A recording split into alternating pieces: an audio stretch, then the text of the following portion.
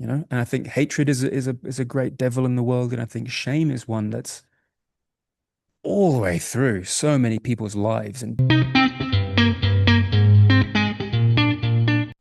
I'm very excited today to be speaking with Bryn Chainey, the director of Rabbit Trap.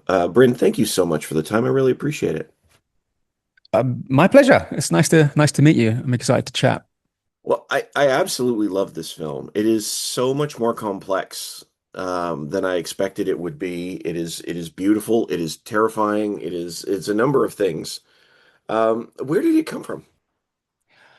Well, this was my first film. This is my debut feature. I graduated film school in 2006, so it's been nearly 20 years of kind of slogging through making short films and low budget music videos, things like that. And with the first feature, I think a lot of filmmakers try to put everything they've got into this one film, and I really tried with this to maybe do too much, but I wanted to put as many of my personal fascinations and personal what I have to say about the world to get it to smash it into one story. Um, and I think it all began as a it grew out of a short film that I made in 2012 when I was living in Germany, and that was a fairy tale, like a contemporary fairy tale. And um, I felt like I wasn't done with those themes yet. I'm very interested in folklore and fairy lore, particularly things sort of a not when I say fairy lore, I'm meaning about kind of British ideas of the fairies, which are not little Tinkerbell style creatures. They're more the consciousness of nature, or if there is a longing deep in the woods, it's the beings that represent that, or are custodians of the kind of consciousness of the woods. Spooky, esoteric stuff, but I think I'm very interested in our relationships to nature and our own bodies and how those two things can manipulate or change each other, you know? So that was a very circuitous, vague answer, but but that was kind of how it started, wanting to continue exploring themes that I'm very interested in. Well, I'm glad you brought that up because this relationship between man and nature is key to this film, not just Right. because of the relationship of sort of the ghost aspect of it, but you know we this the soundtrack for this film Mm, is unbelievable. It's so beautiful, and I was wondering, can you talk about that relationship between not just with the soundtrack, but also mm, that relationship with nature? Because what was it that I know you said you explored it using fairies and whatnot, but what mm. is it really that you wanted to get to the heart of as Ooh, you're stepping into the natural world? yeah, great question. I mean, I think my idea of making films is that I'm trying to answer that kind of question for myself through the process of making a film. You know, I have certain things that I'm ideas or directions that I'm drawn towards, like um, what does it mean to be a physical body in a natural world, you know? And why does sound have a strange kind of place in the hierarchy of the senses where it seems to give us it demands direct access to our bodies, unlike the other senses where you can choose to look at something, you can choose to taste something, you have to breathe in a smell. Whereas sound, it just comes in. It comes in through your ears, unless you're walking around with really intense earmuffs. Um, and even if you do that, it's going to come in through your body. It's going to vibrate your bones and it's going to make the water pulsate inside of you. And I think sound is a very, very interesting natural phenomenon, a mysterious one that is at the heart of all mystical traditions, all religious traditions. You know, they sing or they create music, whether it's to create a trance-like state or to get access to deeper emotions. And I, it's a great mystery to me why sound has such direct access to our internal lives. Um, and making the film is me trying to answer that.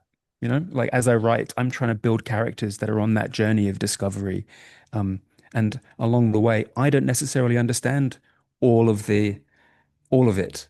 I don't want to be a didactic filmmaker where I'm giving you my worldview or I'm like trying to teach Mm. people things. I find that really, arrogant and lame. I'd much rather artists bring forward questions and journeys that they are part of the way along, or they're on this journey with us, you know? Um, so again, I don't know if I'm answering your questions at all. Oh, Uh, absolutely. I mean, how about you? Like, what's your relationship to sound and music? I mean, you're a film lover and you're a man with a spiritual practice as well. I looked into your channel and I'm curious what your feelings are about music and where it lives in nature and beyond. Well, actually, it's interesting because what you just said hit a little different for me. This idea that using sound to connect with something deeper. I'd never Mm, really thought. It's very rare that in church circles or that we are conscious of that. Like we mm. just do it. But you're right. There is this thing. There's something about sound that takes the whole body. And I'm not trying to be ethereal or anything, but I mean, it's interesting here. Like in the film, you say things like, You're in the right company. If you want to get ethereal, you're in the right company. Don't worry. If "Wonderful, you, okay," yeah, but don't like, worry. I can handle it.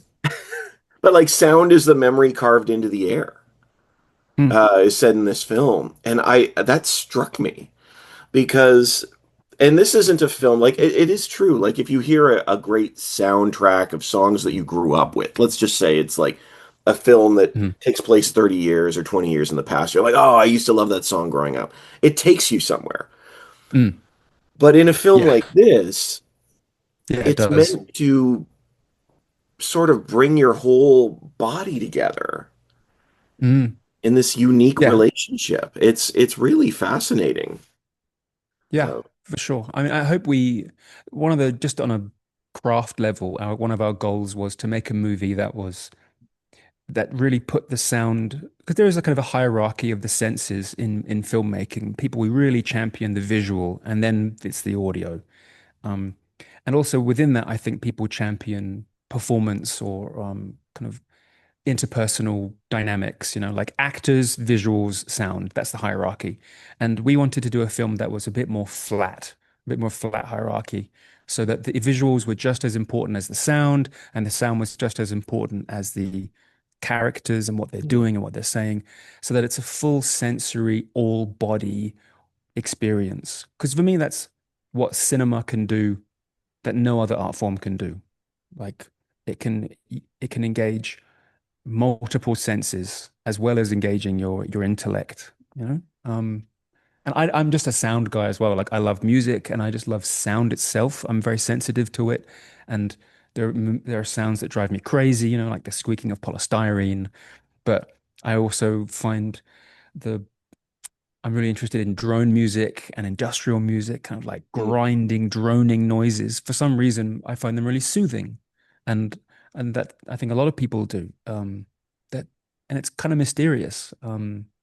So I think this really is a movie for people who have a strong relationship to sound, whether that's music or sound art, or just the kind of people who hear an air conditioner in the room next door and their mood is affected. There are a bunch of us like that in the world, and this movie is for those people, who are more attuned to those frequencies.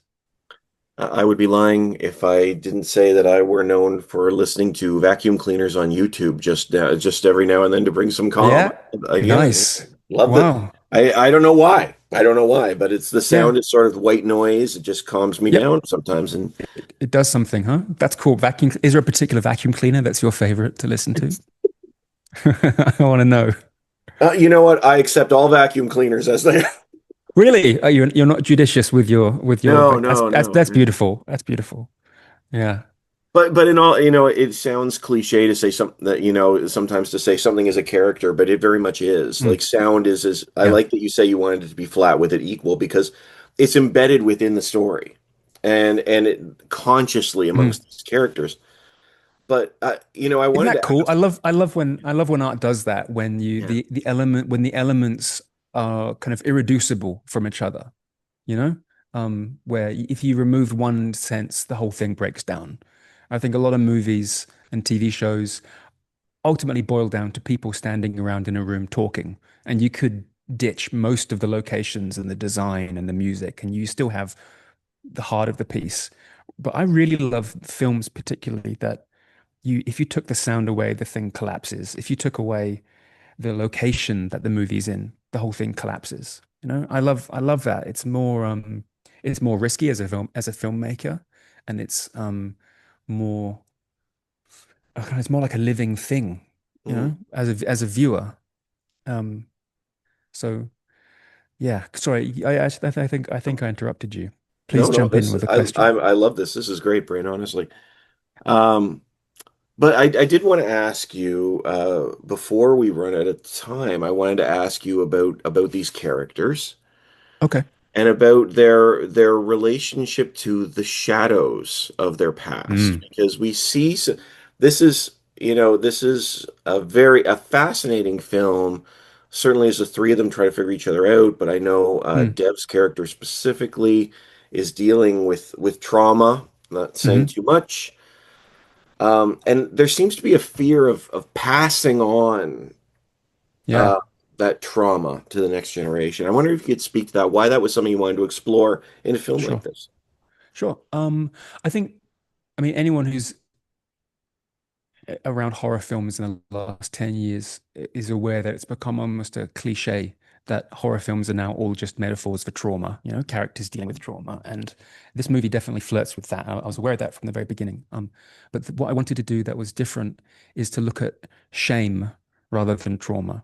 Mm, So I really didn't want to make this a movie where you build up to the big reveal of a terrible thing that happened in the character's past.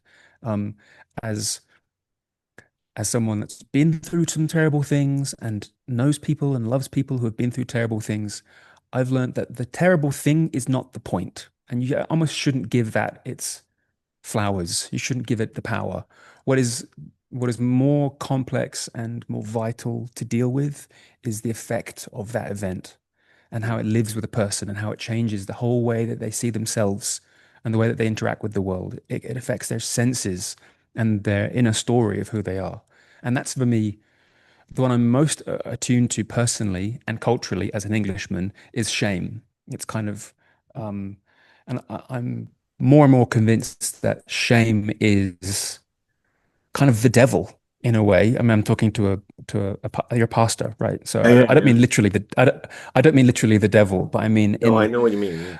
a great enemy that strips away the vitality of what it means to be a person, And I think hatred is a great devil in the world, and I think shame is one that's all the way through so many people's lives and built into our culture, and I think it's it's like the beast I want named so we can all deal with it.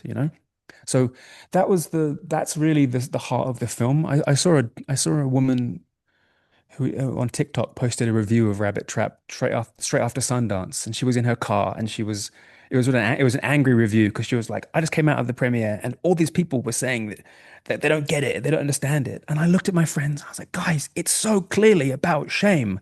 This child is so clearly dragging the shame out of this man and forcing him to face it, and I loved her passion with it. She was like, guys, this is a real thing we need to reckon with as a culture. And I agree with her. I mean, so, and I think just to tie things back to sound, um, sound for me is a very interesting force because, as I said earlier, it doesn't require your permission to enter you.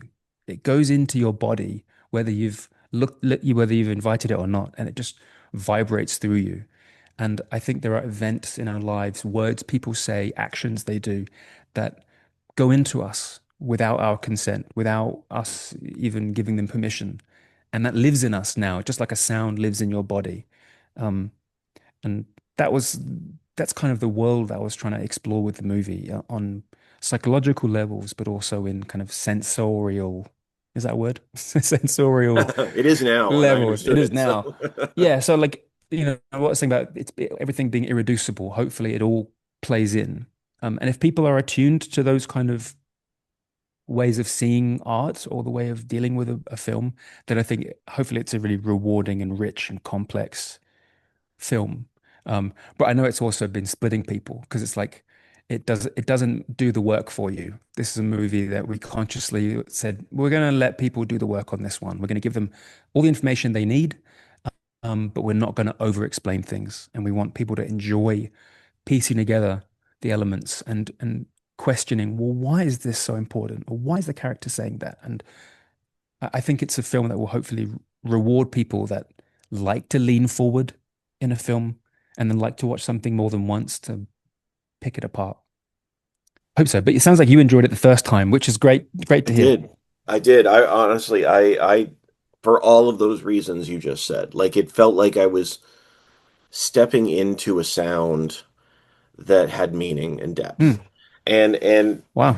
it's one of those things that sort of washes over you. And I think it was really beautiful in that sense. And you're right, it doesn't spoon feed you by any stretch. So you have to be willing to engage it. But it is just a wonderful piece. I really Thank do you. appreciate the chance to chat with you about it, Bryn. It was Thanks, Steve. thank you so much for your time.